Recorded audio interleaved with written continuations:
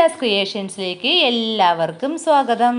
ഇന്ന് ഞാൻ വന്നിരിക്കുന്നത് കിടിലം 1-2 ടിപ്സുമായിട്ടാണ്.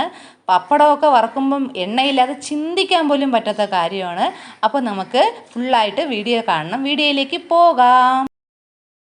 ഇപ്പം നമ്മൾ ചോറ് തിളപ്പിക്കുമല്ലോ. ചോറ് തിളപ്പിക്കുന്ന സമയത്ത് ഇത് തിളച്ചങ്ങ് തൂവാറുണ്ടല്ലോ. അപ്പം അങ്ങനെ തൂവാതിരിക്കുന്നതിന് വേണ്ടിയിട്ട് നമ്മൾ തുടക്കത്തിലേ ചെയ്യണം കേട്ടോ. ഞാനിതിപ്പം കുറച്ച് ലേറ്റായിട്ടാണ് ചെയ്യുന്നത്. തിളച്ച് തുടങ്ങിയതേ ഉള്ളൂ. ഈ ചൂടുണ്ട്.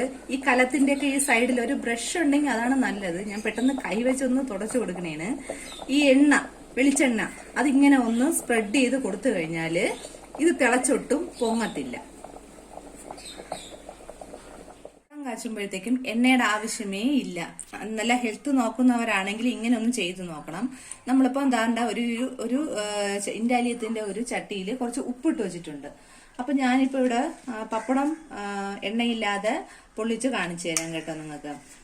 അപ്പൊ പപ്പടത്തിന് ഞാനിപ്പോ ഒരു ചെറിയ പീസാക്കി ഈ ഉപ്പിലോട്ട് ഇട്ട് കൊടുക്കേണേ. ഒരു തുള്ളി എണ്ണയില്ലാതെ തന്നെ പപ്പടം എണ്ണയിൽ കാച്ചിയതുപോലെ തന്നെ നമുക്ക് എടുക്കാൻ പറ്റും. അപ്പൊ ഇങ്ങനെ ഉപ്പില് ചെയ്യുമ്പോൾ നിങ്ങൾ വിചാരിക്കും ഇതില് ഭയങ്കര ഉപ്പ് കൂടിപ്പോകൂലേ എന്ന്. ഒന്നുമില്ല. ഉപ്പ് നല്ല ചൂടായി. അപ്പം പപ്പടം കണ്ട നമ്മള് എണ്ണയിൽ കാച്ചും പോലെ തന്നെ നമുക്കിത് പൊള്ളിച്ച് എടുക്കുന്നതിന് പറ്റും. നന്നായിട്ട് പൊള്ളി വന്നിട്ടുണ്ട്. അപ്പൊ ഇതിനൊന്ന് ഇങ്ങനെ ഇളക്കി ഇട്ട് കൊടുത്താൽ മതി കേട്ടാ.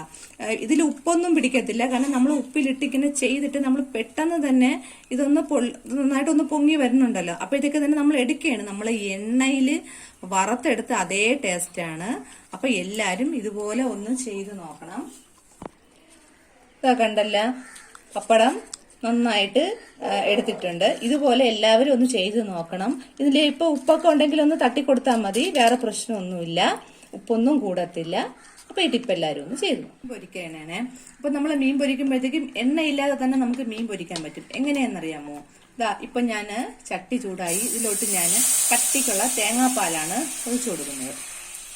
ഈ തേങ്ങാപ്പാലിൽ തന്നെ നമുക്ക് മീനിട്ട് പൊരിച്ചെടുക്കാൻ പറ്റും.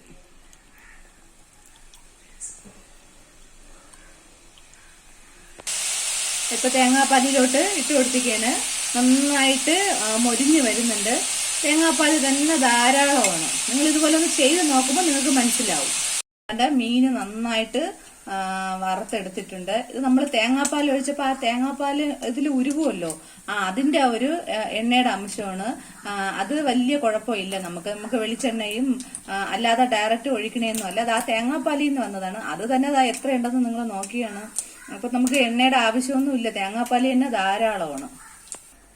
തേങ്ങാപ്പാൽ ഒഴിച്ചിട്ട് നമ്മൾ പൊരിക്കുമ്പോഴത്തേക്കും നല്ല ഹെൽത്തിയാണ് അത്. അന്ന് വെച്ചാൽ നമ്മൾ കുറച്ച് തേങ്ങാപ്പാലാണ് കണ്ടല്ലോ ഒഴിച്ചത്. 2 സ്പൂൺ തേങ്ങാപ്പാലാണ് ഒഴിച്ചത്.